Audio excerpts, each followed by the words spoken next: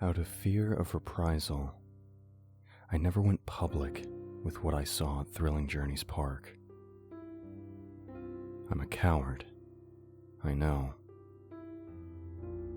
But I'm not even sure who to report this to. I can't say for certain if I really did see what I think I saw, or if my conclusions about it are actually correct. Maybe, if you hear the full story and why they're after me and my son, you'll understand a little bit better. That is, if you even believe me. Being a single father is hard. I thought taking my son on an outing to Thrilling Journeys Park on one of my off days would make it just a little bit easier. It didn't. Now, if you're from the area, or have ever visited the park, you probably know that it isn't exactly kid-friendly, being mostly populated with high-intensity roller coasters. But Michael, my son, had expressed a desire to go for a long time. I told him it wasn't a very fun place for a 6-year-old boy, being filled with mostly scary grown-up rides. But that didn't deter him. He was absolutely enchanted by the colorful ads on TV. So, naturally, when I finally decided to take him, he shied away from every ride, even the select few kiddie coasters. I was about to accept that we'd just have a nice stroll through the park for a day. A bit of a waste of my money, but it would be worth it if Michael was happy. When my son all of a sudden pointed out one attraction that I'd forgotten the park even had. It's called a Monster of a Picnic, and it's a boat ride with animatronics. During the ride, you embark on a journey to a land filled with monsters who want to host you for a picnic on a summer day. It held the distinction of being the only non-thrill ride in the park. I honestly always thought it was a little creepy. The ride was probably the oldest thing at Thrilling Journeys. It remained open for years for two main reasons. First, it still saw traffic in the evenings from people looking for a place to relax after spending all day on the roller coasters. Second, it actually made the park quite a bit of revenue. The monsters in the ride were the closest thing Thrilling Journeys had to mascots, and people were always happy to buy copious amounts of merchandise featuring the monster characters from the ride's adjoining gift shop. "Can we go, Daddy? Please?" I was hesitant. I'd only been on the ride a couple of times, and I remembered that while its first half was a little uncanny, but pleasant enough, the second half was absolutely terrifying. In the ride, you would encounter happy, silly monsters, and then you would transition into the Forbidden Swamp, where you came face to face with evil, terrifying monsters. They even had human skeleton props strewn throughout the swamp section, as if to drive the point home that you were supposed to be in a dangerous territory. "I don't know, buddy," I said to Michael. "I think that one's a little scary." "I'm okay with scary," Michael said. "I just don't like fast and tall. This one doesn't go fast, and it's on the ground." I couldn't really argue with that. I sighed. "Well, if you're sure," I said. I suppose it was true that Michael didn't really mind scary things so long as it didn't involve him flying through the air. The kid loved horror flicks, but couldn't stand heights. I hoped we'd get through the ride with no problem, but part of me expected Michael to cry or beg for us to get off. I walked closely behind him as he gleefully ran to the entrance. There was no line. This was expected. The ride's gift shop was far more popular than the ride itself. It also tended not to see riders until near the end of the day, as I said.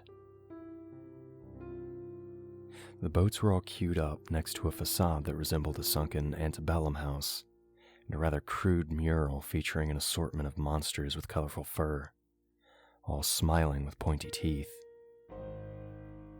Happy jazz music was playing. We began our journey by passing through a brick tunnel and into the monster world. Michael was practically bouncing up and down with excitement. I couldn't help but grin. We were greeted by our first animatronic, a Southern Belle type by the name of Miss Vivian. A slender, Medusa-like creature dressed in an elegant white dress. She stood on a staircase in a flooded living room set. "Hey there, y'all," she greeted us, moving jerkily, looking every which way with her fluttering mechanical eyes. "Welcome to our picnic. We're so very happy to see y'all. Sure do hope y'all have a fun time. And oh, one last thing, stay out of the swamp." I don't know if Michael heard that last part. He seemed to be too excited to join the picnic to care even remotely about whatever swamp Miss Vivian was talking about. On we went, through a pair of doors, and suddenly we were glided through a set made to look like your typical public park, only populated with monsters. Bubbles drifted from the ceiling. Water fountains spouted. Multicolored lights flashed playfully amid the darkness. A band of monsters, scaly and furry, tiny and huge, played another jazzy number for us as we passed. More animatronics sat on grassy mounds, moving robotically, flying kites, sitting on picnic blankets, eating oversized turkey legs, and overall enjoying a summer day. We often got a little too close to many of these scenes, practically bumping into the sets. We passed by a monster who was practically all lips, stationed at a kissing booth, making kissing noises. There was also a monster with a glowing red mouth, participating in a chili eating contest. That was cute. I glanced over at Michael. He was positively enthralled. No tears yet. Eventually, though, it came time for the scary part. A monster sheriff with an oversized badge and a wide-brimmed hat popped up, standing next to a cop car with flashing lights. Wait. Now where are y'all going? Stay out of the swamp. Stay out of the swamp. No! We found ourselves awash in sudden darkness. Ominous noises sounded, and we heard sinister cackling from the wicked monsters we were about to face. "All right, bud," I said to Michael. "Ready for the scary part?" But Michael didn't answer. Was he so frightened he couldn't speak? I reached over. A parent's worst nightmare realized. "Michael!" I shouted. He was gone. Had he fallen out of the boat? I panicked. I couldn't see anything. The loud cackling from the evil monsters seemed to mock me. I nearly stood up, but quickly sat back down once the boat started rocking. "Stop the ride!" I thundered to whoever could hear. "Stop the fucking ride! My son fell out of the boat!" I knew Thrilling Journeys wasn't Disney or anything, but I figured they at least had a system to monitor the ride. It seemed otherwise, though, as I continued on the ride's path. Through the darkness, red lights illuminated goblin and lizard-like monsters sitting upon piles of treasure, pointing at me in contempt and snarling at me with hatred as the boat sailed on. Embedded in the piles of fake gold coins and jewels were the infamous skeleton props. "Human!" a monster seethed at me. His eyes, too big for his small, reptilian head, bulged outward. They were completely white and glowing, no pupils at all. They appeared soft and moist, almost organic. His body was covered in coarse, black fur. He sported tall, crooked horns, resembling those of a stag. His long talons curled around the ribcage of one of the skeletons. His unfortunate victim by the looks of it. The darkness and flashing red lights made the figures appear to move more fluidly, as it were truly alive. To hell with it. I tore my eyes away from that cheap, janky robot and jumped out of the boat. The water was shallow, perhaps 3 feet deep. As I suspected from how we bumped into 1 or 2 displays, the boats were not on any chain or track, but were propelled by an artificial current that thankfully wasn't too difficult to resist. "Michael!" I screamed, wading through the water as fast as I could and heading back into the direction we came. "Michael!" Before I could scream his name again, the light switched on. Thank God. It was about damn time. I'd just gotten back to the sheriff animatronic. Michael was standing on one of the grassy mounds next to the cop car. He didn't look scared. Bothered, maybe. Guilty, definitely. But not scared. He was completely dry, and not a scratch on him. "Michael!" I cried in relief, wading over to him.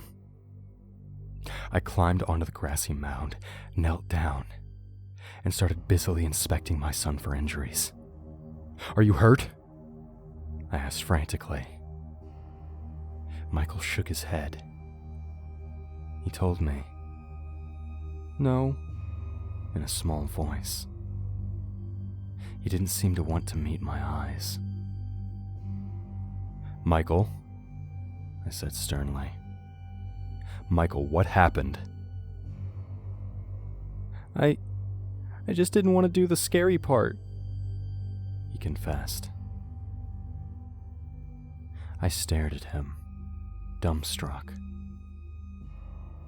Then I sighed deeply. I wasn't the suing type, but for this, I could maybe make an exception. It was ridiculous how incredibly easy it was for a child to simply exit the boat and just waltz over onto sets. Who designed this death trap? I was surprised more kids hadn't been crushed by the boat or concussed by a monster's swinging robotic arm. I know it was scary, Michael, but you have to stay in the boat at all times, no matter what, I told him. "I'm sorry," he said, and he sounded like he meant it. "Can we finish the ride now?" I sighed again. "No, Michael," I told him firmly. Are you mad?" His voice was a little unsteady. "No, I'm not mad. I really wasn't. Not at him, at least." I searched for an exit. The ones you see in every one of these rides that break the immersion to let you know where you can get out in case of emergency. Surprisingly, there weren't any to be seen. Maybe they were further down? Or the morons who designed this place were even more reckless than I thought and never put them in. Maybe we should go see the man. I looked down at Michael and frowned. Man? I asked. What man? There was a man who found me. He told me to stay by the police car and wait for you. None of this made sense. And where'd he go? I asked curiously. If it was an employee, why hadn't he waited with Michael? Had he left to turn on the lights? Michael pointed to a curtain of fake Spanish moss hanging from the ceiling behind the sheriff animatronic. He went back there, he said. Curious, I brushed the fake Spanish moss aside. And sure enough, there was a long hallway behind it, with a set of doors at the end. The hallway was plain, cold and industrial looking, almost certainly the passage to a behind-the-scenes area of the ride. I think we'll have a talk with this man, I said. I told Michael to take my hand, and together we walked down the hall. When we got to the doors at the end, I pushed them open. They weren't locked, as I half expected. We entered the warehouse-like setting, where bits and pieces of animatronics lay in messy piles on workbenches, and even on the floor. We saw half-finished figures, their faces attached, but their steel and wire skeletons perfectly visible. Those that weren't collapsed in a heap were positioned in some sort of the same happy, playful poses as the monsters on the ride. I grimaced. I didn't want to look at Michael's reaction to the magic of the animatronics being suddenly exposed as a sham. But he didn't ask questions. He was a sharp kid. He probably knew it was all pretend. Before we could investigate any further, we suddenly heard quick footsteps, and an official-looking man in khakis and a red polo came before us. "Oh, hello, sir," he said quickly. "I see you found your son?" "Yeah, no thanks to you," I snapped back. "What the hell do you think you're doing leaving him out there by himself?" "I'm sorry, sir, but we couldn't have him back here. It's too dangerous." "Too dangerous? And leaving him out there by himself in the middle of the ride isn't dangerous?" "Sir, I understand you're upset, but we can't have people back here. Now please, if you'd like, I can escort you to an exit." "I didn't see any exits back there," I said quickly. "Is there not one back here?" The man raised his hands as if telling me and Michael to step back. He started walking forward, as if to push us out the doors we came through. He seemed to be attempting to block something from my sight. "Sir, you have to leave now," the man insisted, gritting his teeth with impatience. I peered over his shoulder. I thought I could see what he was possibly trying to hide from us. A giant tank of sorts. Like an aquarium almost. Filled with some sort of clear liquid. Just as the man was about to force us out of the room, someone else came walking by. A stone's throw away from us, close to the strange tank. This new man, dressed in some kind of orange protective suit, stopped before the tank as if to inspect it. Then, he turned around and talked to someone hidden behind a pile of animatronic parts. "The first one's almost done, it looks like," he told this person. "Hurry up so we can get that one out and this one in." The man he was talking to emerged from behind the scrap pile. The man in front of us trying to push us out suddenly froze.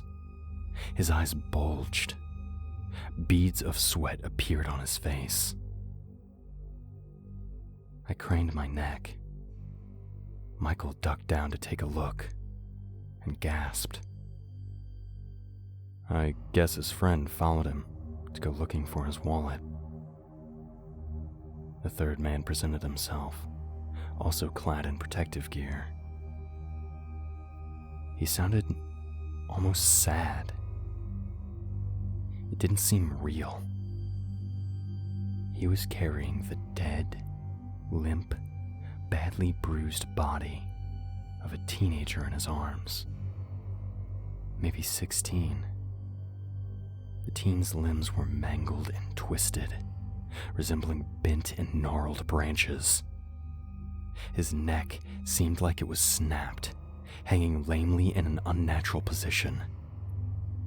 "Yeah, it's a crying shame," the man next to the tank said impatiently.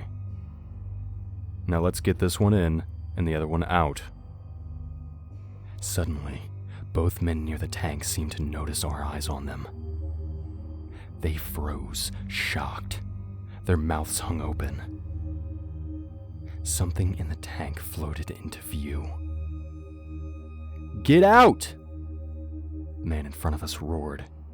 "You didn't see a thing! Not a damn thing!" He pushed me hard, nearly sending me to the floor. He practically kicked Michael, who scurried away in terror, cowering behind my leg. He began to cry. I scooped him up and ran the hell out of there. "Tell anyone and you're dead! You hear me? You're fucking dead!" He definitely meant it. Michael and I haven't left the house in days. Soon I'll likely pull him out of school. He wants to go out again. Brave little guy. But something tells me it's too dangerous.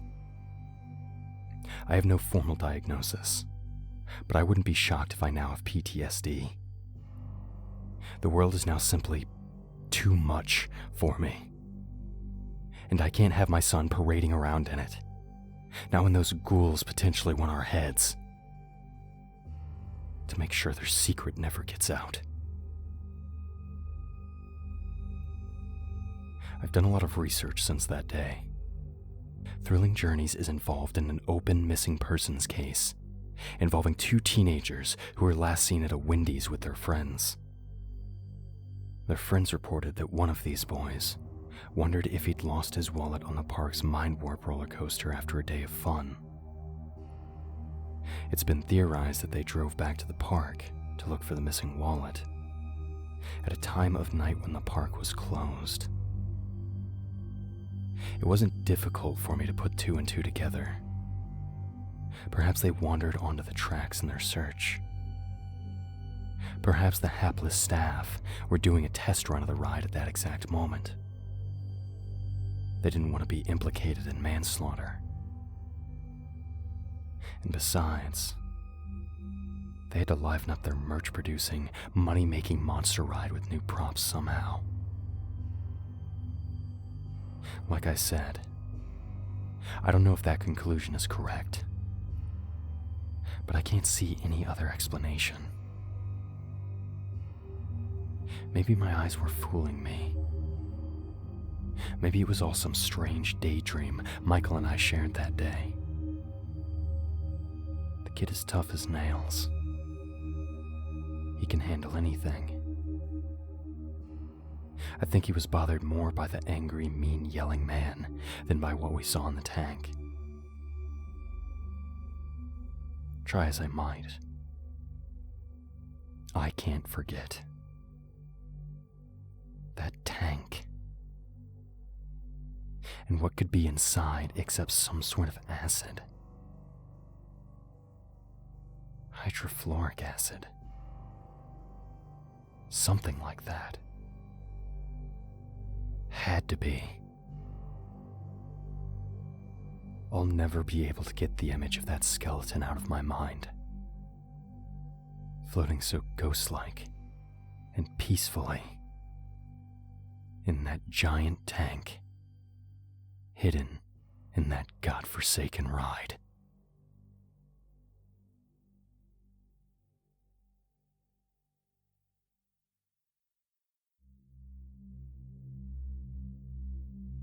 Greetings, friends and fiends. It is I, Chronicler.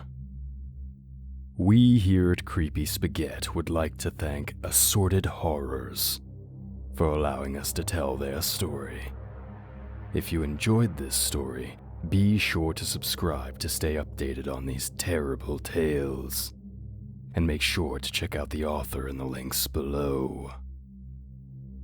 If you're interested in having your story narrated, be sure to reach out to our humble overseer, as he continues his journey to pull the darkest stories from the infinite depths of the internet. Until next time, fiends. And remember, we are darkness.